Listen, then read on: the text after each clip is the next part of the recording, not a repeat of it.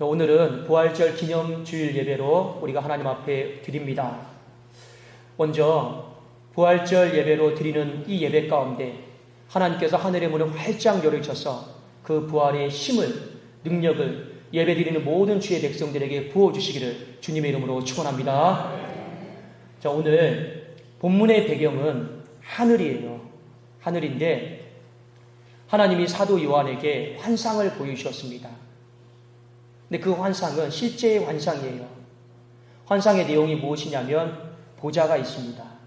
그 보좌에 우리 하나님이 앉아 계시고 그 보좌 우편에 어린 양 대신 우리 주님이 앉아 계셨습니다. 그리고 그 보좌 중심으로 24개의 의자가 있는데 24장로들이 앉아서 하나님을 찬송하고 경배하다가 그가 쓰고 있던 모든 면류관들을 다 벗어 던지고 하나님을 찬송하고 경배하고 예배드리는 장면이 나옵니다. 그런데 장면이 바뀌어요. 하나님의 손에 한 두루마리가 들려져 있었습니다. 근데 그 두루마리가 굉장히 중요한 두루마리였어요.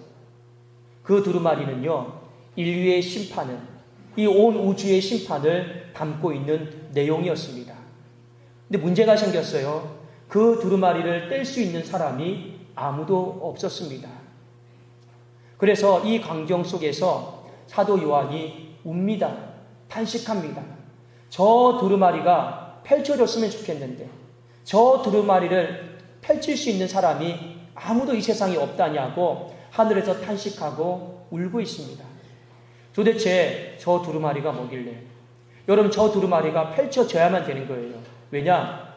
두루마리가 펼쳐지는 순간 세상을 향한 하나님의 심판이 이루어집니다. 세상을 향한 하나님의 진노가 다 쏟아집니다. 그리고 하나님께서 인류와 우주 만물을 회복시킵니다. 그 모든 심판과 회복의 내용이 다 어디에 들어있느냐? 두루마리에 들어있어요.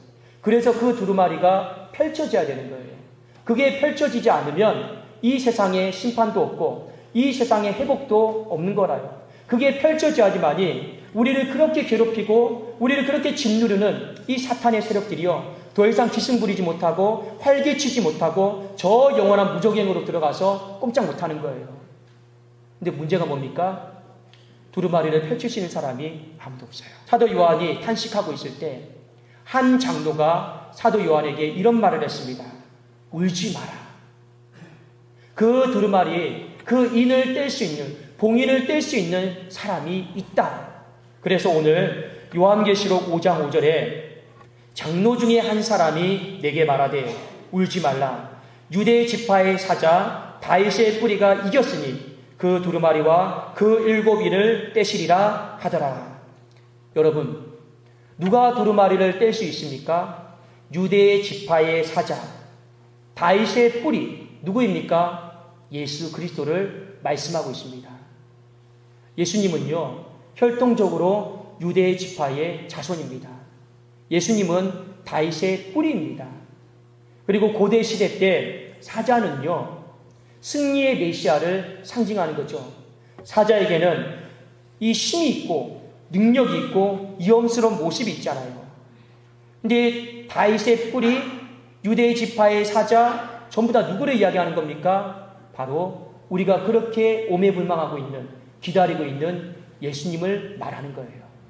그 예수님만이 두루마리를 뗄 수 있고 심판을 행할 수 있고 온 우주의 만물을 회복할 수 있는 힘이 있다라는 것을 오늘 가르쳐주고 있습니다. 사도 요한의 울음이 그쳤습니다. 왜요? 주님이 그것을 뗄 수 있으니까. 그런데 오늘 우리가 이 말씀을 보다가 한 가지 의아한 점이 있습니다. 분명히 유대 지파의 사자가 그 두루마리를 뗄 수 있는데 사도 요한이 바라보았던 예수님의 모습은 사자의 모습이 아니었어요. 어린 양의 모습이었습니다. 요한계시록 5장 5절, 6절과 우리 한번 7절을 같이 한번 우리 보도록 하겠습니다. 자, 6절 다 함께 읽겠습니다. 시작. 내가 또 보니 보좌와 내 생물과 장로들 사이에 한 어린 양이 서 있는데 일찍이 죽임을 당한 것 같더라. 그에게 7뿔과 7눈이 있으니 이 눈들은 온 땅에 보내심을 받은 하나님의 7 영이더라. 그 어린 양이 나와서 보좌에 앉으신 이의 오른손에서 두루마리를 취하시니라. 지금 예수님의 모습은요, 사자의 모습이기도 하고 어린 양의 모습이기도 합니다. 예수님의 모습이 사자로 상징되는 것은요, 부활하신 후에 승리하신 주님의 모습인 거죠. 동시에 어린 양의 모습은 무엇입니까? 이 땅에서 고난당하신 십자가 지신 그 예수님의 모습을 말씀하고 있는 것입니다. 승리한 사자의 모습은요, 고난당한 어린 양의 모습을 겪었다라는 것. 그걸 우리에게 보여주고 있죠. 예수님이 승리하신 모습으로 지금 사자로 불려지고 있는데 여전히 사도 요한이 바라봤을 때는 죽임당하신 어린 양의 모습이었습니다. 먼저 여러분이 한 가지 아셔야 될 것이 있어요. 그분의 승리는요, 세상의 방법을 따르지 않았습니다. 세상의 승리는 여러분 무엇입니까? 힘이 있어야 되고 능력이 있어야 되고 지혜가 있어야 되죠. 그래서 세상은 약육강식입니다. 강한 자가 살아남고 강한 자가 승리하기 마련이죠. 그러나 예수님은요, 이 세상의 방식대로 승리하신 분이 아니었습니다. 그분은 세상의 방식대로 승리하신 분이 아니고 전혀 반대되는, 전혀 상관없는 이 죽임당하신 어린 양의 모습으로 승리하셨다라는 것을 오늘 우리의 이 한상을 통해서 보여주고 있습니다. 여러분, 실제로 그래요. 주님이 이 땅을 살아가시면서 멸시받고 천대받고 조롱당했습니다. 이리 치이고 저리 치이는 자의 모습으로 살았죠. 왜 그랬습니까? 하나님의 말씀 때문입니다. 복음 때문에 그렇습니다. 어떻게 하면 한 영혼이라도 더 건질 수 있을까? 어떻게 하면 한 영혼이라도 더 구원할 수 있을까? 이 한 가지 마음 때문에 그분은 어린 양으로 사신 거예요. 이사야서 53장에 보면 3절과 7절에 그분이 고난당한 어린 양의 모습으로 사신 아름다운 모습이 나와 있습니다. 그는 멸시를 받아 사람들에게 버림받았으며 간고를 많이 겪었으며 질고를 아는 자라. 마치 사람들이 그에게서 얼굴을 가리는 것 같이 멸시를 당하였고 우리도 그를 귀히 여기지 아니하였도다. 그가 곤욕을 당하여 괴로울 때에도 그의 입을 열지 아니하였으며 마치 도수장으로 끌려가는 어린 양과 털 깎는 자 앞에서 잠잠한 양같이 그의 입을 열지 아니하였도다. 죽임당하신 어린 양의 모습이에요. 우리는 힘들면 힘들다라고 말하잖아요. 우리는 아프면 아프다라고 다 이야기하잖아요. 그런데 주님은요, 힘들어도 아파도 힘들다라고 아프다라고 말씀하지 않았습니다. 잠잠히 다 내려놓으셨어요. 잠잠히 다 참으셨습니다. 무엇 때문에요? 하나님 말씀 때문에, 복음 때문에, 한 영혼을 구원하기 위해서, 세상을 구원하기 위해서 그분은 자신의 생명을요, 죽임당하신 어린 양으로 다 내려놓으셨습니다. 여러분, 맞아요. 우리도 이 땅을 살아가면서 속상한 일이 있죠. 아픈 일이 있죠. 힘든 일이 있죠. 신앙이다라고 하는 건 여러분 무엇입니까? 아프면 아프다라고, 힘들면 힘들다라고, 그렇게 다 말을 할 수가 없는 거예요. 신앙인에게 여러분 정말 필요한 게 무엇입니까? 내려놓음이에요. 어떤 내려놓음입니까? 잠잠히 내려놓는 거예요. 예수님이 털 깎는 자 앞에서 가만히 계셨습니다. 그가 곤욕을 당할 때에도 입술을 열지 않고 그냥 참으셨어요. 이것이 그분의 내려놓음인데 그냥 내려놓음이 아니고 잠잠히 조용히 그분은 그분의 생명을요 드러내지 않고 다 내려놓으셨습니다. 이것이 바로 어린 양의 모습이었죠. 이 어린 양의 모습을 사도 요한이 하늘에서 다시 만나요.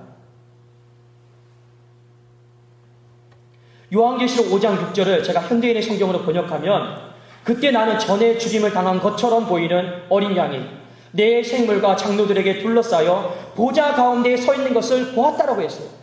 만났다라고 했습니다. 이거 도대체 어떻게 된 일이지? 그분이 부활 승천하셨을 때는 영광스러운 모습이었잖아요. 그런데 하늘에서 만난 예수님의 모습은 여전히 죽임을 당하신 어린 양의 모습이었습니다. 이상하지 않습니까? 영광스러운 모습이 아니고 죽임을 당하신 어린 양의 모습이었다라는 걸 분명히 성경은 확인해 주고 있습니다. 요한계시록 5장 12절에 큰 음성으로 이르되 죽임을 당하신 어린 양은 능력과 부와 지혜와 힘과 존귀와 영광과 찬송을 받으시기에 합당하도다 하더라. 그런데 그 죽임을 당하신 어린 양을 하늘에 있는 장로들은 어린 양이다라고 부르지를 않아요. 무엇이라고 부르고 있습니까? 사자라고 부르고 있습니다. 사자. 유대 지파의 사자라고 오늘 부르고 있는 것이죠. 모든 어둠과 죄와 흑암을 다 이기신 사자라고 우리 주님을 부르고 있습니다. 여러분, 지금 요한은 하늘에서 예수님을 만났어요. 어떤 예수님입니까? 부활하신 예수님을 만났어요. 승리의 사자로 계시는 예수님을 만났어요. 동시에 사도 요한은 어떤 예수님을 만났습니까? 이 땅에서 십자가 지시고 이 땅에서 고난당하신 죽임당하신 어린 양의 모습으로 예수님을 만났습니다. 그런데 우리가 이 땅에서 보아왔던 그 죽임당하신 어린 양이 아닙니다. 힘없이 멸시당하고 조롱당하는 그런 어린 양의 모습이 아니었어요. 죽임당하신 어린 양은 맞아요. 그러나 그분은 사자의 모습으로, 이기신 사자의 모습으로 하늘의 보좌를 다스리고 통치하시고 온 우주 만물을 여러분 심판하시고 그 주권을 회복하시고 온 우주의 만물을 하나님께 다시 돌려드리는 힘있고 능력 있는 사자의 모습으로 오늘 우리에게 비춰지고 있습니다. 여러분, 요한계시록에 보면 1장에서 3장까지 소아시아에 있는 7교회가 로마 황제에게 핍박을 당합니다. 어려움을 당하고 있습니다. 고난을 당하고 있습니다. 그런데 4장과 5장에 보면 하늘 보좌를 하나님이 보여주셔요. 그 보좌의 중심에 누가 계십니까? 우리 주님이 계셔요. 근데 그 주님이 죽임당하신 어린 양의 모습으로 그리고 유대 지파의 사자로 승리하신 사자의 모습으로 보여주고 있습니다. 왜 이런 메시지를 우리에게 보여주실까요? 이유는 딱 한 가지입니다. 지금 소아시아에 있는 7교회가 환난을 당하고 있잖아요. 로마 황제로부터 핍박을 당하고 있잖아요. 어려움을 당하고 있는데 그들의 마음속에 고민이 됩니다. 신앙을 버릴까? 내 생명을 버릴까? 신앙을 내려놓을까? 아니면 내 생명까지 하나님 앞에 내려놓을까? 이것까지 여러분 고민 안 되겠습니까? 고민이 되죠. 그런데 사도 요한이 소아시아에 있는 7교회에 편지를 씁니다. 여러분들이요, 힘들고 어려워도 신앙을 내려놓지 말고 우리 주님이 잠잠히 생명까지 내려놓으셨던 것처럼 고난 앞에서 환난 앞에서 아프다라고 힘들다라고 더러워서 못 해먹겠다라고 이렇게 말씀하지 않고 잠잠히 생명을 내려놓으셨던 것처럼 우리가 지금 환난 당하고 있고 힘들어도 신앙 내려놓지 말고 내 생명까지 죽임당하신 어린 양의 모습처럼 우리 내려놓읍시다. 이런 마음으로 오늘 요한계시록 4장과 5장을 쓴 거예요. 여러분, 내려놓음이다라고 하는 것은 신앙의 삶 속에서 굉장히 중요한 주제입니다. 우리는 고난의 풀무불에 들어가야지만이 다듬어져요. 고난의 풀무불이 여러분 무엇인지 아십니까? 내려놓음이에요. 하나님이 우리에게 이 시대에 뜨거운 불 속에 들어가라고 말씀하지 않잖아요. 우리에게 말씀하시는 것이 무엇입니까? 말씀 앞에서 내 감정도 내려놓고 말씀 앞에서 내 서운한 마음도 내려놓고 말씀 앞에서 내 생명까지라도 내려놓을 수 있는 것. 그것이 여러분 고난의 풀무불에 들어가는 삶이 아니겠습니까? 애벌레가 있어요. 나비가 되기 위해서는 어떻게 해야 됩니까? 고치 안으로 들어가야 돼요. 내 생명까지 내려놓을 마음으로 들어가야 되는 거예요. 고치에 들어가는 거하고 내 생명하고 무슨 상관이 있습니까? 그 애벌레가 고치 안에 들어가는 순간에는요, 아무것도 할 수가 없어요. 지나가다가 사람들이 밟아버리면 끝나는 거예요. 그런데 내려놓잖아요. 그걸 내려놓고 생명을 내려놓고 그 애벌레가 고치 안으로 들어가는 거예요. 신앙인도 여러분 마찬가지입니다. 하나님 말씀 앞에서 복음 때문에 나를 내려놔야 돼요. 죽을 마음으로, 죽을 각오로 나를 내려놓으셔야 되는 겁니다. 그것이 우리에게 있어서 고난의 풀무불 아니겠습니까? 그 고난의 풀무불을 통과해야지만이 하늘에서 만났던 사자의 모습으로 계신, 부활의 승리의 모습으로 계신 주님을 만날 수 있는 것입니다. 그런데 문제는 뭡니까? 많은 신앙인들이 이 땅에서 죽임 당하신 어린 양으로 살아가야 돼요. 하나님은 우리가 이 땅에서 사자로 살기를 원치를 않습니다. 그런데 성경을 들여다보면 전부 성경은 우리가 어떤 모습으로 살기를 원하고 있습니까? 어린 양의 모습으로 살기를 원하고 있는 거예요. 근데 이것이 거꾸로 돼버렸어요. 신앙을 가지고 있으면서 사자로 살려고 하고 사자로 군림하려고 해요. 여러분, 신앙인이 사자로 살면 교회가 권력화돼 버려요. 직분이 권력화돼 버려요. 신앙인이 사자로 살려고 하면 교회에서 물질 많이 드리는 사람, 힘센 사람이 발언권이 세져요. 물질을 못 드리는 사람은 힘이 없어져 버려요. 신앙이 여러분 사자로 살면 똑똑한 사람만 여러분 드러나요. 말주변이 없는 사람은 말도 못해요. 그런데 그것은 세상의 방식이에요. 하나님은 우리에게 세상의 방식으로 신앙인이 사자로 살기를 원하지 않았습니다. 우리가 어떤 모습으로 살아야 되는 것이 맞습니까? 어린 양의 모습으로 살아야 되는 거예요. 어린 양은 힘이 없어요. 힘이 없어도 힘이 없는 게 아닙니다. 어린 양은 스스로 자기가 가지고 있는 힘을 다 버린 거예요. 내려놓은 거예요.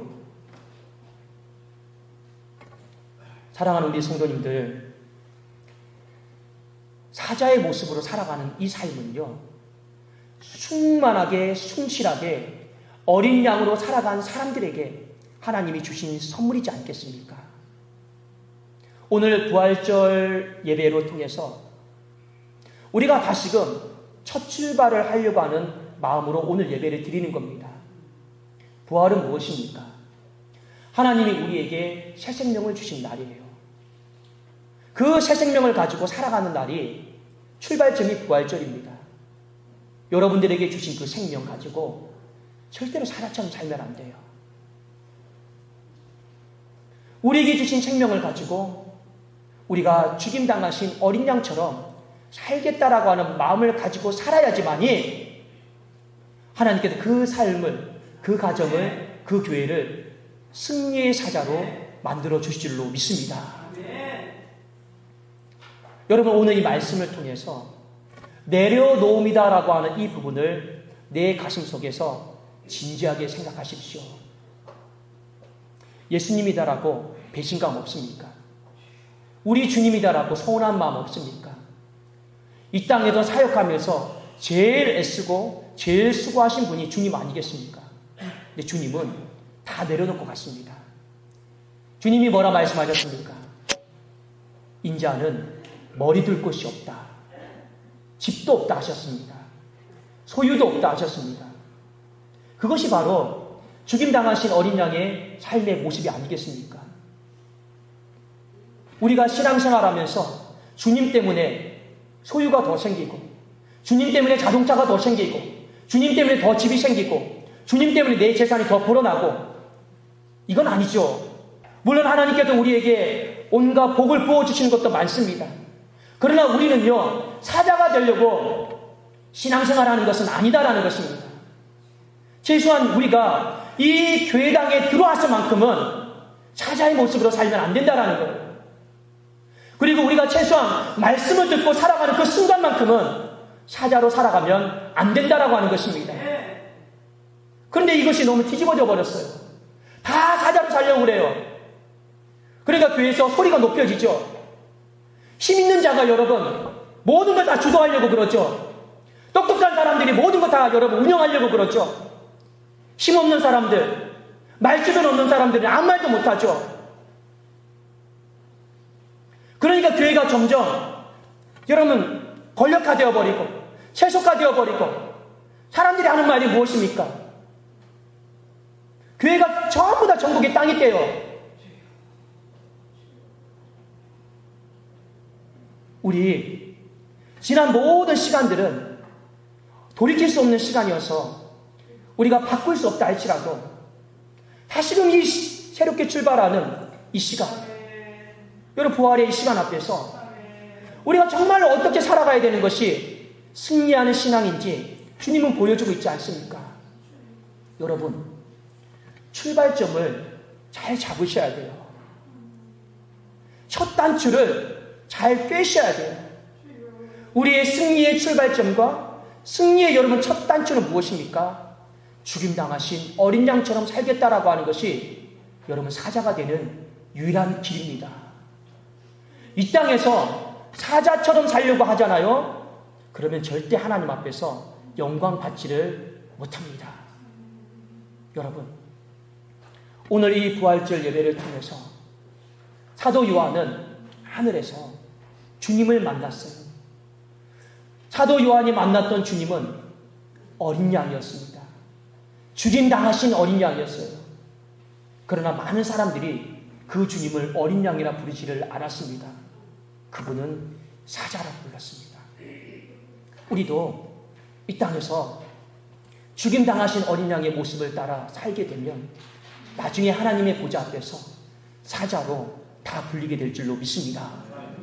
저는 우리 성도님들의 가정이, 우리 교회가 이 땅에 더 힘이 세고 권력화되고 세속화되고 사자처럼 살다가 나중에 하나님 앞에 부름 받았을 때 너는 사자가 아니다라고 이런 말을 안 들었으면 좋겠어요. 하나님 앞에 다 살았는데 잘못 산 거잖아요. 사도 요한이 이 편지를 소아시아에 있는 7교회에 보내면서 어떤 마음이었겠습니까? 고난당하고 핍박당하고 환난당하는 그 모습 앞에서 움츠러들지 마라. 주눅들지 마라. 하나님 말씀 때문에 우리가 환난당하는 거 아니냐? 복음 때문에 우리가 핍박당하는 거 아니냐? 그 죽임당하신 어린 양의 모습을 봐라. 힘들어도 못 해먹겠다고. 힘들어도 도망치지 않지 않느냐? 잠잠히 참지 않았느냐? 털 깎는 자 앞에서 뛰쳐나가지 않지 않았느냐? 그거 우리 생각하면서 참자. 그거 우리 생각하면서 또 내려놓자. 또 내려놓자. 무엇까지도? 우리 생명까지도 하나님 말씀 앞에서 내려놓을 마음으로 우리 이 시기를 참자. 또 인내하자. 그 편지 보낸 거 아니겠습니까? 그러면 우리가 참아왔던 모든 순간들, 아파왔던 모든 순간들 다 없어지는 게 아니고 반드시 사자의 모습으로 하나님과 함께 영광 받는 그 자리에 있게 하실 것이다. 그것이 오늘 사도 요한이 이 소아시아에 있는 7교회에 보낸 편지의 내용 아니겠습니까? 그것이 부활의 편지였습니다. 우리 성도님들, 오늘 이 말씀을 통해서 우리 교회가 다시금 새로운 첫 출발을 하기를 원해요. 저도 다짐할게요. 여러분들도 함께 우리 같이 다짐하면서 우리 교회가 승리의 마침표를 볼 수 있도록, 승리의 그날을 볼 수 있도록 오늘 우리 모든 신앙의 고백을 다 쉬고 났으면 좋겠어요. 딱 한 가지입니다. 더 이상 제가 사자처럼 안 살게요. 더 이상 제가 사자처럼 살지 않고 하나님 죽임당하신 어린 양처럼 살겠습니다. 이것이 부활의 편지였습니다. 이것이 우리가 회복되어야 될 모습이고 이것이 어려운 중에 우리가 걸어 나가야 될 길 아니겠습니까? 여러분 이 말씀을 마음속에 잘 새겨 놓으십시오. 어린 양처럼 산다라고 하는 거 다른 게 아니에요. 잠잠히 조용히 다 내려놓으십시오. 내 손에 쥔 것 내 것이라고 하는 것도 내려놓으셔야 돼요. 신앙생활하면서 소원한 마음, 아픈 마음 없는 사람 누가 있겠습니까? 그것도 다 내려놓으셔야 돼요. 그것이 죽임당하신 어린 양의 모습으로 살아가는 첫걸음입니다. 우리가 그러한 마음으로 살기로 또 고백하고 결단하면 반드시 우리는요 유다 지파의 사자처럼 다윗의 자손처럼 이기는 사자의 그 자리에 반드시 있게 될 줄로 믿습니다. 기도하겠습니다.